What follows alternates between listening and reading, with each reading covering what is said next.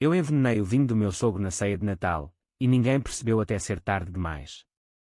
Não foi um crime impulsivo, foi o ápice de anos de humilhações silenciosas, de olhares que cortavam como navalhas afiadas nas noites de Alfama. Quando a família me acusou de roubo por pedir um simples fato ao padrinho do meu marido, o homem que controlava tudo, das fortunas às almas, eu soube que a máscara caíra, e o veneno que eu preparei não era só para o copo dele. O cheiro de azeite frito e bacalhau assado pairava no ar úmido de dezembro, mas naquela mesa em Lisboa, o único sabor era o de baile. Ladra, gritou a minha cunhada, os olhos ingestados de ódio, enquanto o padrinho, o grande D. António, o patriarca intocável, me olhava como se eu fosse uma ratazana que ousara entrar no seu palácio de mármore.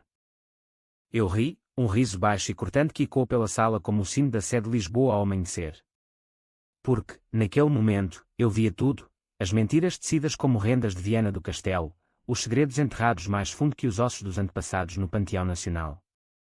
O sol de Lisboa filtrava-se pelas persianas de madeira do meu apartamento no Bairro Alto, pintando listras douradas no chão de azulejos gastos.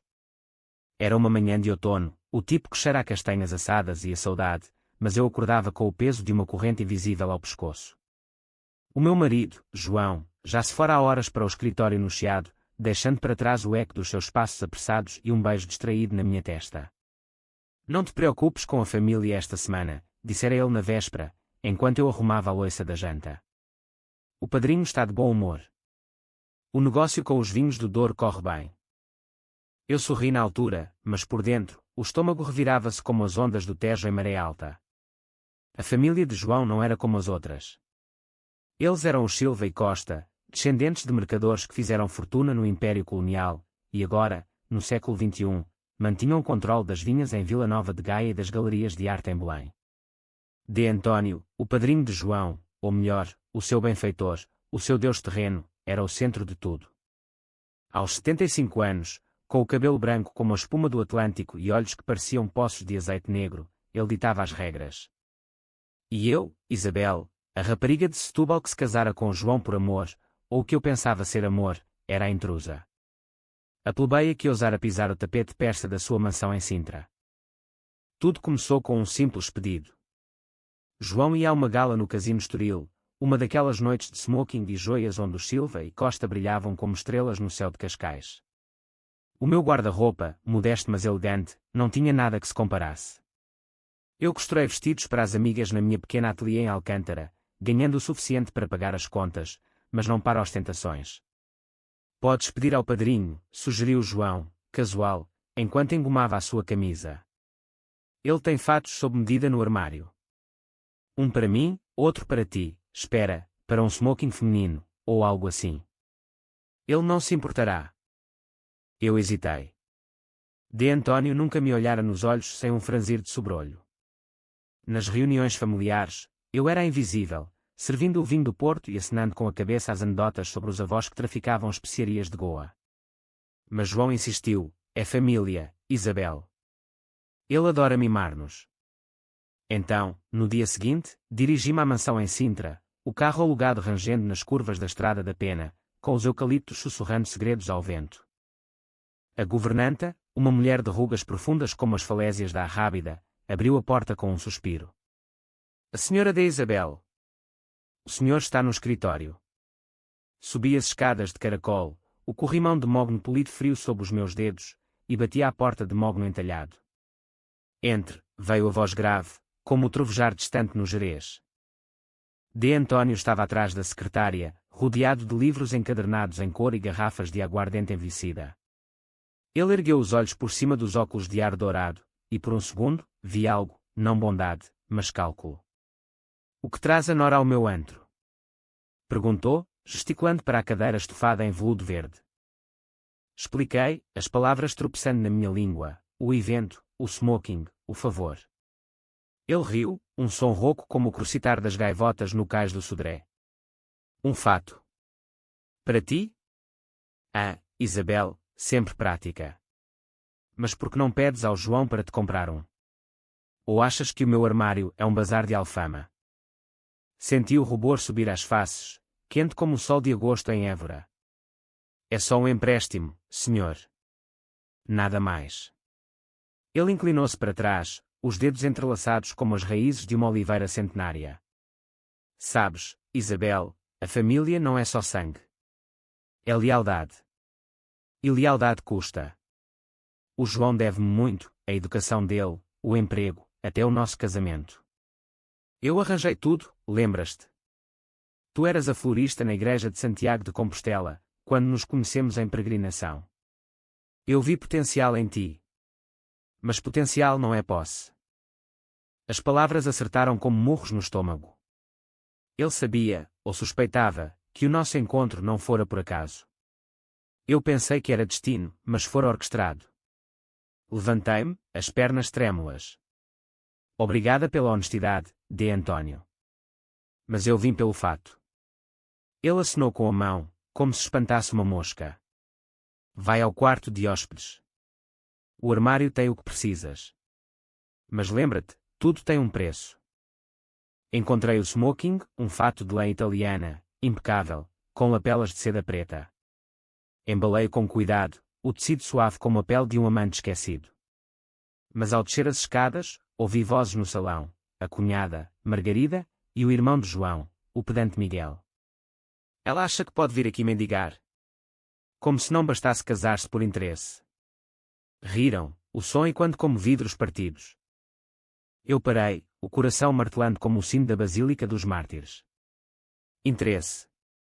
Eu amava João, ou amara, até aprender que o nosso amor era uma transação. Saí sem me despedir, o fato no banco do passageiro como um troféu envenenado. De volta ao apartamento, experimentei-o em frente ao espelho rachado. Caía perfeito, como se feito para mim. Mas naquela noite, quando João chegou e me viu, os seus olhos brilharam. Estás deslumbrante, amor. O padrinho aprovou. Eu assenti, beijando, mas o gosto era amargo, como figos secos demais. A gala no Estoril foi um turbilhão de luzes e champanhe. Eu dancei com João sob o lustre de cristal, sentindo os olhares, inveja, curiosidade, desprezo. Margarida aproximou-se, o vestido de tul vermelho como sangue fresco. Onde arranjaste isso? Parece familiar. Sorri, girando o copo de vinho verde. Segredo de família. Mas o segredo rebentou 2 dias depois. Uma chamada de D. António, a voz como granito, Isabel, devolve o fato. Agora. O tom não era pedido, era ordem. Fui à mansão, o pacote embrulhado em papel castanho. A governanta levou-me ao salão, onde a família estava reunida, João pálido, Margarida com os lábios apertados, Miguel tamborilando os dedos no braço da cadeira. D. António ergueu-se, o fato na mão, manchado. Uma mancha vermelha, como vinho derramado, mas eu sabia que não era vinho. Era tinta, deliberada, traçada nas costuras internas, ladra. Quem fez isto? Rugiu ele, os olhos varrendo a sala. Margarida apontou para mim. Ela pediu emprestado e devolveu assim. Uma vingança mesquinha porque eu disse a verdade, ela não pertence aqui. O ar ficou espesso, como o nevoeiro do Tejo em manhã de inverno. João olhou para mim, dúvida nos olhos. Isabel. Eu ri, o mesmo riso da ceia de Natal que ainda não acontecera, mas que eu previa. Não fui eu. Mas se fosse, mereciam. Vocês tratam-me como uma criada, e agora acusam-me de roubo por um pedaço de pano. A discussão explodiu como fogo de artifício em Óbidos. Acusações voaram. Eu era ingrata, ambiciosa, uma oportunista de Setúbal que se infiltrara para sugar a fortuna. D. António silenciou-os com um gesto. Provas, Margarida. Tens provas. Ela gaguejou, mas os seus olhos traíam o pânico. Porque não havia provas, a tinta fora a ideia dela, uma armadilha para me expulsar. Naquela noite, sozinha no quarto de hotel em Cascais, enquanto João dormia agitado ao meu lado, eu comecei a planear. Não era raiva cega, era dissecação fria, como um cirurgião em Coimbra a abrir um corpo para encontrar o cancro. A família revelara as suas entranhas, hipocrisia, controle, segredos podres. E eu, a nora acusada, seria a lâmina que cortaria tudo. Os dias seguintes foram um bailado de fingimentos. Sorria para João, cozinhava arroz de marisco como se nada tivesse mudado, mas à noite, pesquisava no meu laptop antigo, venenos naturais, discretos, extraídos de plantas do Alentejo. Oleandro, talvez, ou algo mais subtil, como ricina de castor. Não para matar, ainda não, mas para enfraquecer, para fazer duvidar. A primeira brecha veio de Miguel. Encontrei-o no café à brasileira, no Chiado, bebendo bica com um homem de fato cinzento. O negócio do Douro está afundado, sussurrou o estranho ao telefone depois. O padrinho escondeu os livros. Eu gravei tudo, o coração acelerando como o elétrico 28 subindo a colina. Confrontei João subtilmente, o teu irmão parece preocupado. Problemas na família. Ele encolheu os ombros, mas viu suor na testa. Nada que o padrinho não resolva. Mas o padrinho não resolvia, ele manipulava. Descobri cartas antigas na mansão, durante uma visita de reconciliação forçada por João.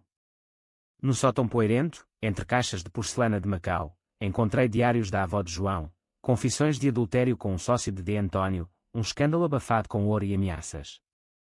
O patriarca não era protetor, era carrasco. A acusação do fato fora o estupim. Margarida, invejosa da minha juventude, Miguel, endividado até às orelhas, João, cego pela gratidão filial. E eu? Eu era o bode expiatório perfeito. Decidi começar devagar. Enviou anónimos para Miguel, extratos bancários falsos, mas convincentes, mostrando desvios de fundos das vinhas. Ele entrou em pânico, confrontando de Antônio numa reunião que eu, acidentalmente, ouvi através de uma porta entreaberta.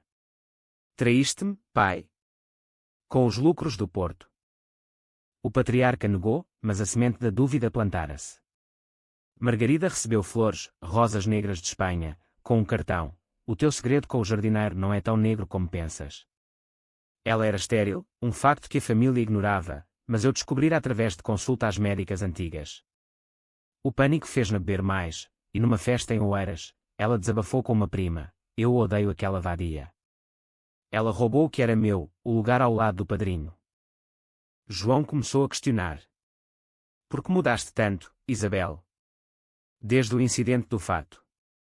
Eu chorava nos seus braços, lágrimas calculadas como chuva em abril. Eles odeiam-me, João. A tua família quer-me fora. Ele defendia-me, pela primeira vez, mas o veneno, metafórico, por agora, corria nas veias da casa. O Natal aproximava-se, a ceia na mansão de Sintra, com o fogo crepitante na lareira e o cheiro de rabanadas. Eu preparei o vinho, um tinto do Douro, mas com uma infusão subtil de ervas do meu jardim em Alcântara, belladona, colhida ao luar, para alucinações e fraqueza. Naquela noite, enquanto servia os copos, os olhares caíam sobre mim como chuvas de granizo. A família, brindou de Antônio, erguendo o seu. Eu sorri, os lábios tremendo de antecipação. A verdade revelada. Ele bebeu, e horas depois, no quarto, os delírios começaram, visões de fantasmas coloniais, acusações gritadas no corredor. Traidores. Todos vós. A família acordou em pânico, chamando o médico de urgência em Mafra. Eu fiquei ao lado de João, a mão no seu ombro. O que se passa com ele? Murmurou ele, aterrorizado. Karma, sussurrei, tão baixo que só o vento ouviu. O médico de Mafra, um homem de barba grisalha e cheiro a tabaco, diagnosticou intoxicação alimentar, uma mentira piedosa para acalmar os ânimos. Mas eu via nos olhos de Antônio, quando ele acordou no dia seguinte, pálido como os lençóis de linho da Casa das Velas, que algo mudara. Os delírios haviam escavado as fundações da sua autoridade, ele via inimigos em cada sombra, e as sombras eram a sua própria família. Voltei à ateliê em Alcântara, o pedal da máquina de costura batendo como um coração acelerado. As clientes vinham com tecidos de linho do Minho, pedindo vestidos para o São João no Porto, mas a minha mente tecia outro padrão, linhas de vingança, pontos de dúvida. João ligava todos os dias, a voz rouca de preocupação. O padrinho está fraco, Isabel. Diz que sonhou com a avó, que ela o acusava de assassinato. Eu fingia espanto, assassinato. Que absurdo. Talvez o vinho estivesse azedo. Mas não era absurdo. Os diários da avó, que eu fotocopiara às escondidas, contavam mais. De Antônio não só abafara o adultério, mas forçara o amante, um primo distante, a um acidente nas falésias de Cabo da Roca. O corpo nunca fora encontrado, engolido pelo mar como tantos segredos portugueses. Eu guardava as cópias no envelope selado, à espera do momento certo. Margarida foi a próxima. Ela vivia num apartamento em Campo de Ourique, rodeada de pinturas de Paulo Arrego que gritavam loucura contida. Marquei um chá com ela na pastelaria Versalhes, o ar doce de pastéis de nata misturado com o seu perfume caro de jasmim. Desculpa pelo fato, disse ela, os olhos baixos, fingindo remorso. Foi um mal-entendido. A família está tensa com os negócios. Eu sorvi o chá, quente como lava do pico. Tensa? Como o teu segredo com o jardineiro, talvez. Aquele rapaz de 25 anos que rega as roseiras em Sintra. Ela engasgou, o bulo tilintando na mesa de mármore. O quê? Como sabes? Inclinei-me, a voz baixa como o fado de Amália Rodrigues. Eu vejo coisas, Margarida. Como tu vês a mim como ameaça. Mas e se o teu marido soubesse? Ou pior, o padrinho? Ela empalideceu, as mãos tremendo como folhas de sobreiro ao vento. Não dirás nada. Por favor, Isabel. Eu estava errada em acusar-te. Prometi silêncio, mas na saída, enviei uma mensagem anônima para o marido dela, uma foto granulosa, tirada do meu telemóvel escondido, do jardineiro saindo do quarto dela ao amanhecer. O divórcio veio como um terremoto no Marquês de Pombal. Margarida gritava na mansão, arremessando porcelana de vista alegre contra as paredes. Ele sabe. Alguém contou. D. António, ainda fraco, convocou uma reunião de emergência. Eu fui, é claro, a nora perfeita, levando uma travessa de perdiz à espanhola como oferta de paz. No salão, com o teto afrescado de cenas mitológicas, as acusações voaram. Miguel apontou para Margarida, tu sempre foste a fraca. Agora, com o escândalo, os credores vêm atrás. Ela revidou, e tu? Com as tuas apostas no hipódromo de Mafra. Perdes mais em um dia do que eu gasto em joias. João tentou mediar, mas D. António ergueu-se, a bengala de ébano batendo no chão como um juiz em sessão. Basta. Esta família foi construída em pedra, não em areia. Quem está a minar-nos de dentro? Os olhos dele fixaram-se em mim, por um instante. Eu sorri, serena como a Virgem de Fátima. Eu só quero paz, senhor. Mas por dentro, exultava. O veneno da bela dona fora suave, agora, era psicológico, uma erosão lenta como o Douro esculpindo vales. João e eu voltámos para Lisboa de comboio, o rattling das rodas no terreiro do Paço e quando os meus pensamentos. Acho que devíamos ter um filho, disse ele de repente, a mão na minha coxa. Para unir-nos. Congelei. Um filho. Amarrar-me mais fundo à teia. Talvez, respondi, mas naquela noite, troquei as minhas pílulas por placebos. Não traria vida a este ninho de víboras. A brecha maior veio de Miguel. Ele era o herdeiro putativo, gerindo as vinhas, mas os extratos que eu falsificara, usando software simples no meu computador, mostravam desvios para casinos em espinho. Confrontou D. António no escritório, a voz e quando até ao jardim. Os lucros sumiram. Alguém os roubou, foi você, para me punir. O patriarca riu, fraco. Filho, a família como os seus próprios. Sempre foi assim. Eu ouvi, escondida atrás da porta, o coração batendo como o tambor de um rancho folclórico em Miranda do Douro. Comia os seus próprios. Sim, e eu seria o banquete final. Comecei a espalhar rumores subtilmente. Numa conversa com a prima de João, em Évora, durante uma feira de vinhos, deixei cair, ouvi que Miguel anda metido com a máfia espanhola. Contrabando de azeite, talvez. A prima, fofoqueira como as lavadeiras do Mondego, espalhou como pólvora. Dias depois, a polícia fiscal bateu à porta da mansão, uma visita de rotina, mas timing perfeito. Miguel desabou, confessando dívidas a D. António. Eu só queria impressioná-lo, pai. Como o senhor impressionava o avô. O patriarca, enfraquecido, murmurou, impressionar. Eu matei por esta família. As palavras escaparam, um lapso nos delírios residuais. João contou-me naquela noite, os olhos arregalados. O padrinho disse, matei. Em sonhos, talvez. Eu abracei-o, sentindo o tremor. Sonhos mentem, amor. Mas verdades ferem mais. O Natal aproximava-se de novo, não, era o mesmo, o ciclo fechando-se. Planeei a ceia como uma ópera, o clímax na mansão, com o vinho envenenado não só para ele, mas para todos, em doses calculadas. Mas primeiro, o confronto com João. Eu sei tudo, disse-lhe eu, numa noite chuvosa no mirador da Senhora do Monte, a cidade luzes borradas pela garoa. O teu padrinho orquestrou-nos. E a tua família? Um poço de podridão. Ele negou, gritou, mas as lágrimas traíram. Eu amava-te, Isabel. De verdade. Amavas a ilusão, respondi. Agora, escolhe, eles ou eu. Ele escolheu o silêncio, e isso foi o suficiente. Na ceia, serviu o vinho, os copos tilintando como algemas. De António bebeu primeiro, os olhos fixos nos meus. A lealdade, disse. Eu ergui o meu, intocado.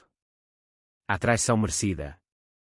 Os delírios voltaram, mas desta vez coletivos. Margarida via o jardineiro como um demónio, Miguel confessava apostas em delírio, João vomitava segredos, eu sabia do acidente do primo. A ambulância veio, sirenes cortando a noite de Sintra como facas. Eu fiquei para trás, sozinha na mansão vazia, o fogo morrendo na lareira. Peguei os diários, as cartas, os extratos. Acendi uma fogueira no jardim, as chamas dançando como fados proibidos. A família desmoronava, e eu. Eu renascia, livre como o vento do Atlântico. Mas a vingança não acaba com fogo, ela consome devagar. Liguei para um advogado em Lisboa, preparando o divórcio. Cita tudo, disse. Os segredos, as manipulações. Ele riu. Vai ser um escândalo maior que o de Salgueiro Maia. Enquanto esperava, costurei um novo vestido, de seda vermelha, como sangue fresco. Para o meu novo começo, em Setúbal, onde o mar lava as feridas. O divórcio foi como um fado lento e lancinante, cantado nas tabernas enfumadas de Alfama, doloroso, inevitável, com pausas que cortam a alma. João assinou os papéis no cartório de Lisboa, as mãos tremendo como folhas de videira no Douro outonal. Perdão, Isabel, murmurou, os olhos vermelhos como o vinho que o traíra.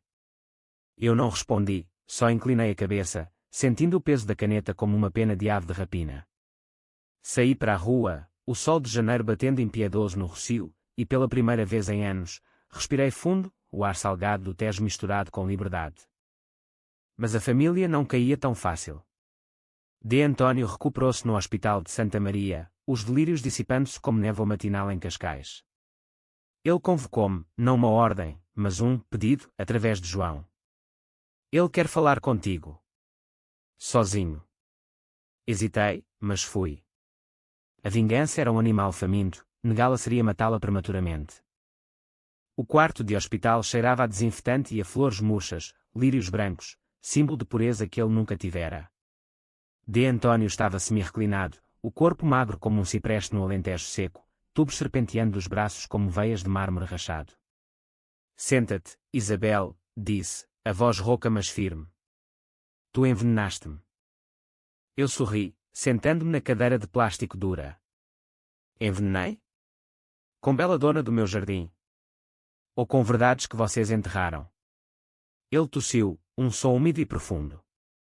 Não subestimes uma velha raposa. Eu sei das ervas, o médico encontrou vestígios. Mas não chamei a polícia. Ainda não. O ar entre nós crepitava como o fogo de artifício no São João. Porquê? Perguntei, inclinando-me para a frente. Lealdade à família. Ou medo do escândalo? Ele riu, os dentes amarelados brilhando. Medo. Eu construí esta família com sangue, Isabel. Sangue meu, sangue alheio. O primo. Sim, empurrei-o. A avó. Silenciei-a com ouro e ameaças. Mas tu. Tu és diferente. Uma costureira com garras de leoa.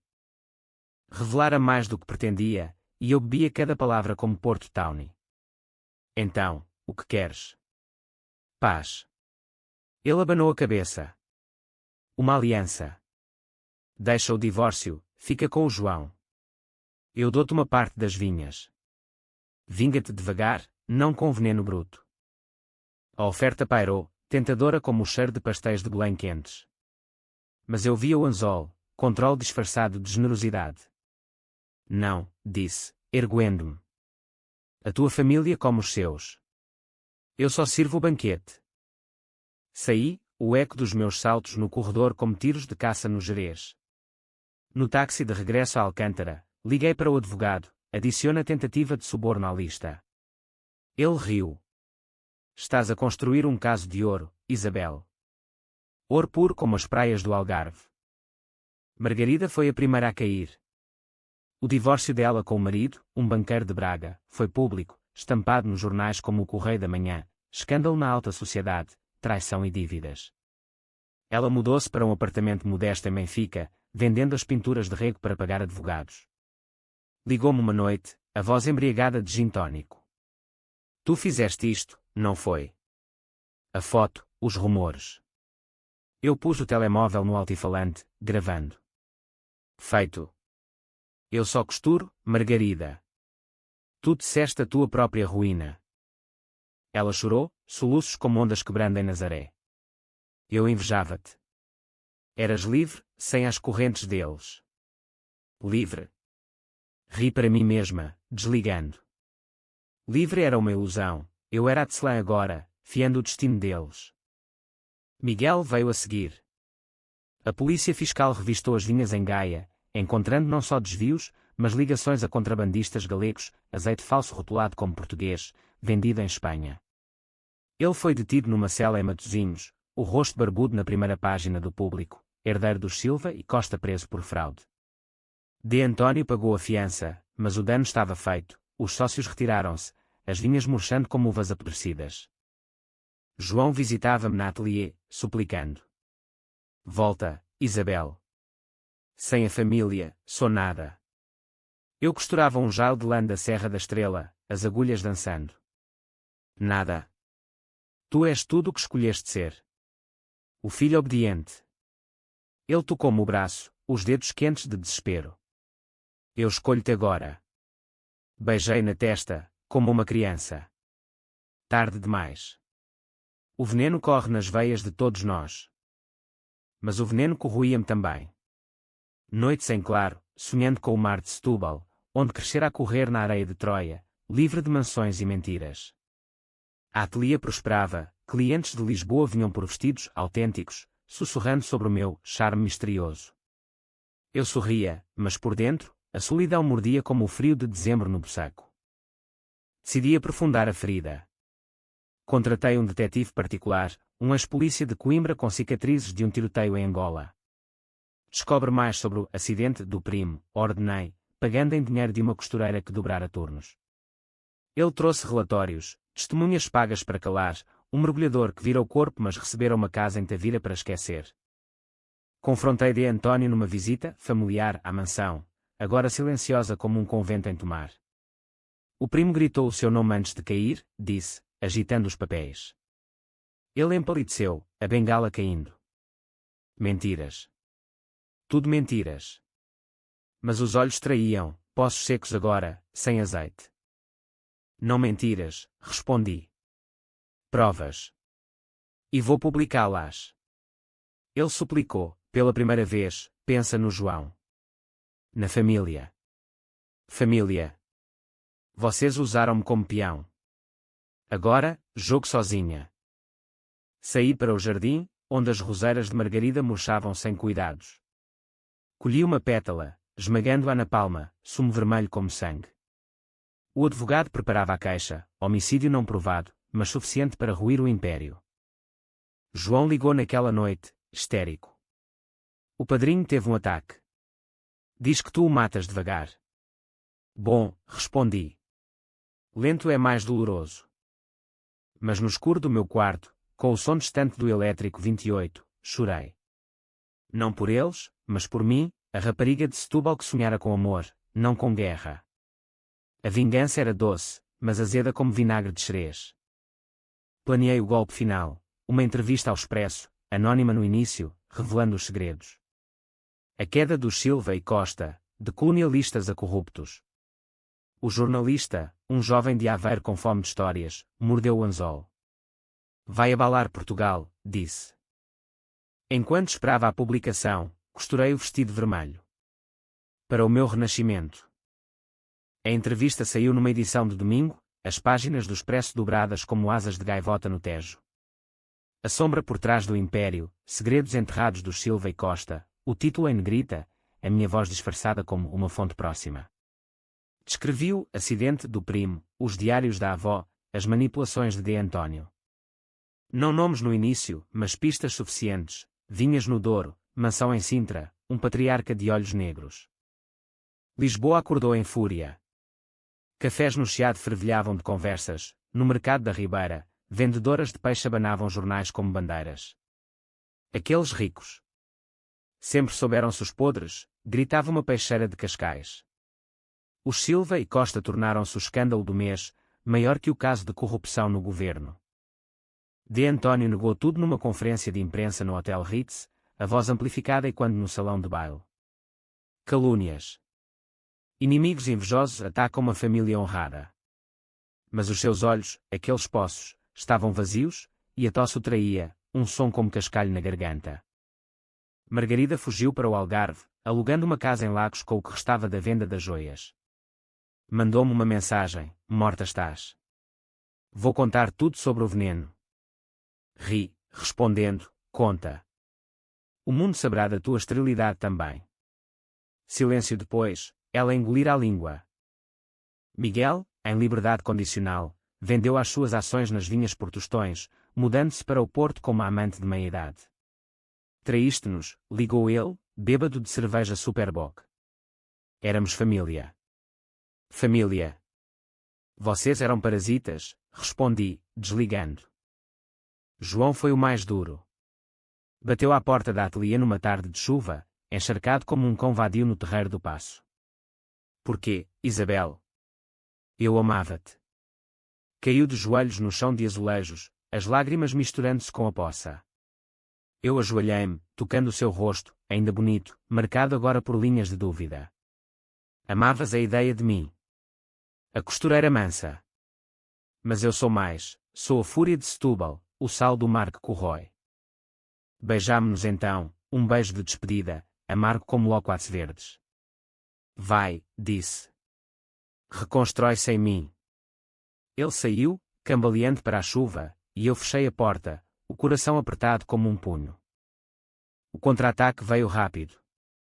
Um detetive particular, contratado por D. António, sem dúvida, seguiu-me até à feira de São Mateus em Viseu, onde eu comprava tecidos para ateliê. Encontrou-me numa barraca de queijos da beira, o ar cheio de fumaça de sardinhas grelhadas. Senhora Isabel, disse, um homem corpulento com sotaque transmontano. O senhor quer uma trégua. Jante com ele em Sintra. Recusei, mas ele insistiu, ou aceita, ou o veneno torna-se crime. Provas no laboratório. O pânico subiu, frio como o vinho branco de colares. Eu correra riscos, mas não prisão. Aceitei. A janta na mansão foi um teatro de sombras. A mesa posta com prata de Macau, velas tremulando como almas penadas. D. António à cabeceira, mais magro, mas os olhos afiados. Tu venceste batalhas, Isabel. Mas a guerra. Eu ensinei o João a jogar xadrez. Tu és a rainha, mas eu sou o rei. Serviram cozida à portuguesa, o vapor subindo como fantasmas. O que queres? Perguntei, cortando a carne tenra. Paz. E verdade. Ele empurrou um envelope, fotos minhas com o detetive, mas também, chocante, imagens antigas. Eu, adolescente em Setúbal, com o meu pai, um pescador falido que D. António ajudara com um empréstimo que nunca pagamos. Eu escolhi-te por causa dele, confessou. Dívida de sangue. O mundo girou. O nosso casamento não fora destino, fora resgate. Mataram o meu pai, sussurrei. O coração dele parou após as ameaças de pagamento. D. António assentiu, sem remorso. Negócios. Mas agora, junta-te a mim. Vinga o teu pai destruindo os outros. A tentação foi um abismo. Aliar-me ao monstro para devorar os restantes. Mas recuei. Não. Eu veneno sozinha. Saí, o portão de ferro rangendo como um lamento. De volta a Lisboa, intensifiquei. Publiquei o meu nome na segunda parte da entrevista, Isabel Costa, a nora traída que revela tudo. O país devorou, talk show sem faro, debates no Parlamento sobre heranças coloniais. Os Silva e Costa perderam contratos, vinhas leiloadas em Vila Real. João divorciou-se formalmente, mudando para Évora, ensinando história numa escola local. Encontrei paz, escreveu numa carta. Obrigado por me libertares. Chorei ao lê-la, rasgando-a depois. Paz. Eu não conhecia mais. D. António adoeceu de novo, desta vez, real, o coração enfraquecido pelo stress. No hospital, sussurrou para um padre, confesso tudo. O padre, comprado ou não, vazou para a imprensa. O fim aproximava-se. Eu fui a Setúbal, caminhando na praia de Galapos, o mar rugindo como leão. Enterrei uma garrafa de vinho vazio na areia, símbolo do veneno passado. Mas o gosto permanecia. O funeral de D. António foi um espetáculo de hipocrisia, como uma procissão de Corpus Christi em Braga, flores, lágrimas falsas, sussurros por trás de leques de renda. A Catedral de Lisboa lotada, o caixão de carvalho polido carregado por primos distantes, e eu, a viúva negra, na última fila, vestida de preto simples, costurado por mim. Margarida soluçava dramaticamente ao lado do ex-marido, Miguel mantinha o olhar fixo no altar como se rezasse por absolvição, e João. João não veio. Enviara flores anônimas, rosas brancas, puro como o que nunca fôramos.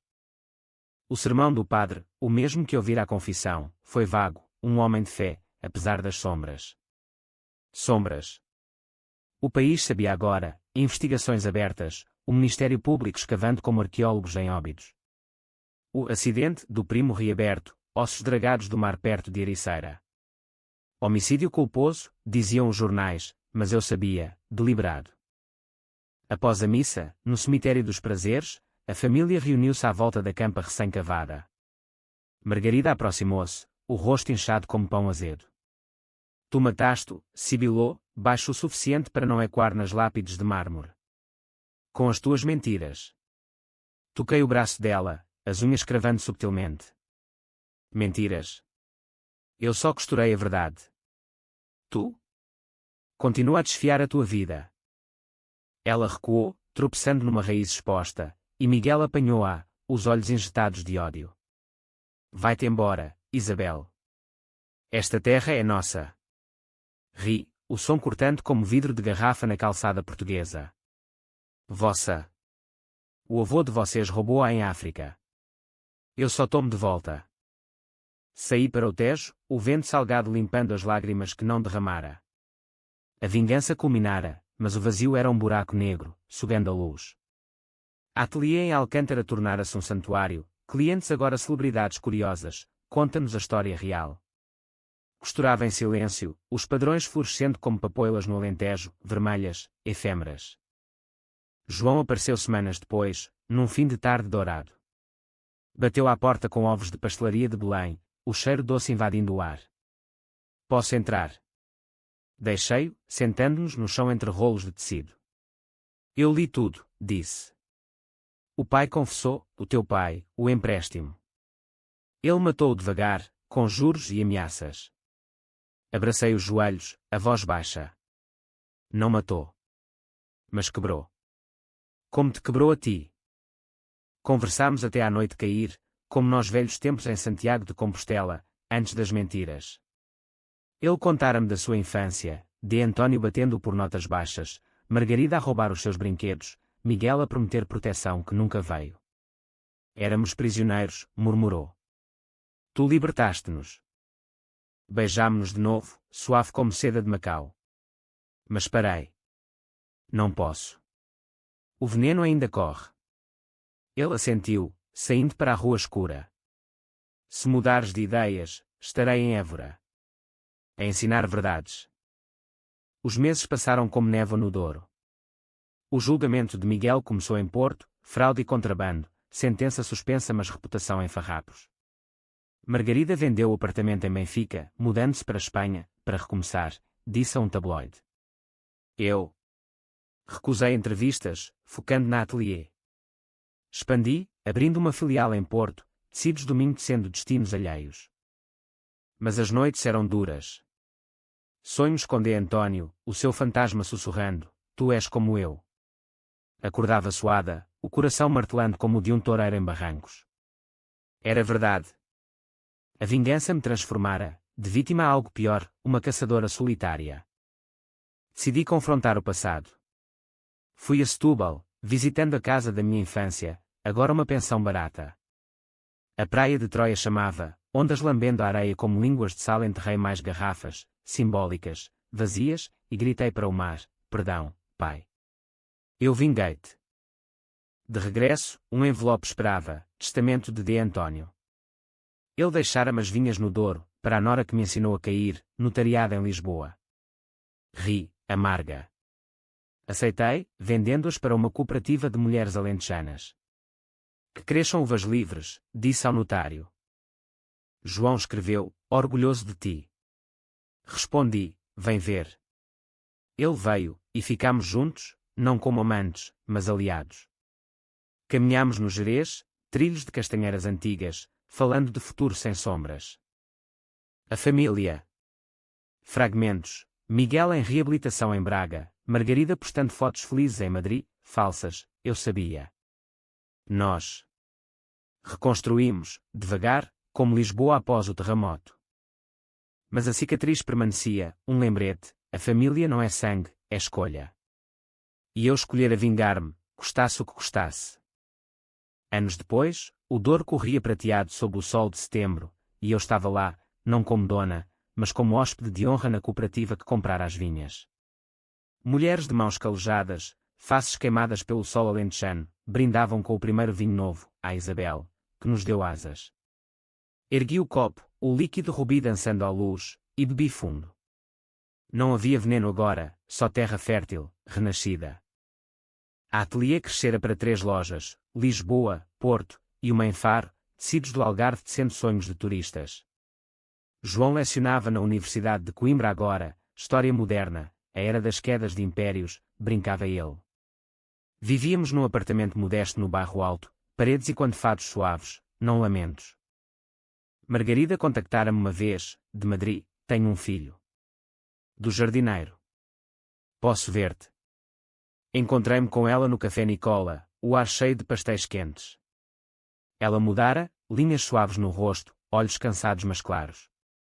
Eu era veneno, confessou, a mão no ventre arredondado. Tu salvaste-me, expondo tudo. Abracei-a, breve. Salvamos-nos mutuamente. Vai, vive. Miguel reabilitara-se, abrindo uma pequena adega em Vila Real, vinhos honestos, anunciava. Mandava garrafas no Natal, com bilhetes, obrigado pela lição dura. Eu bebia, recordando o homem que fora, fraco, mas remendável.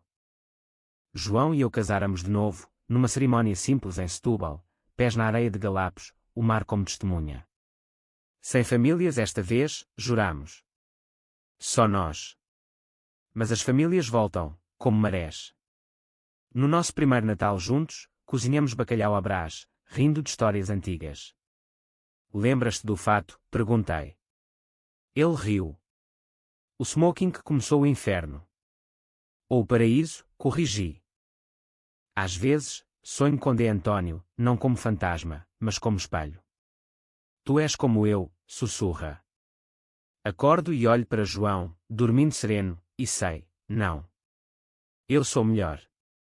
Escolhi perdoar, não esquecer. Lisboa pulsa à nossa volta, o elétrico 28 chacoalhando colinas, gaivotas gritando no Tejo, azulejos contando histórias milenares. Eu costuro, ele ensina, e juntos tecemos uma nova tapeçaria, sem sangue, só cor. A vingança fora o meu fado escuro, mas agora canto outro, de renascimento, como fênix no fogo de Sintra. E se alguém pergunta pela família? Sorriu, revelaram-se. E eu? Revelo-me todos os dias. O sol põe-se no bairro alto, pintando o céu de ocre e púrpura. Eu fecho a ateliê, o sino tilintando suave. Amanhã, novo tecido, novo ponto. A vida continua, tecida com fios de luz.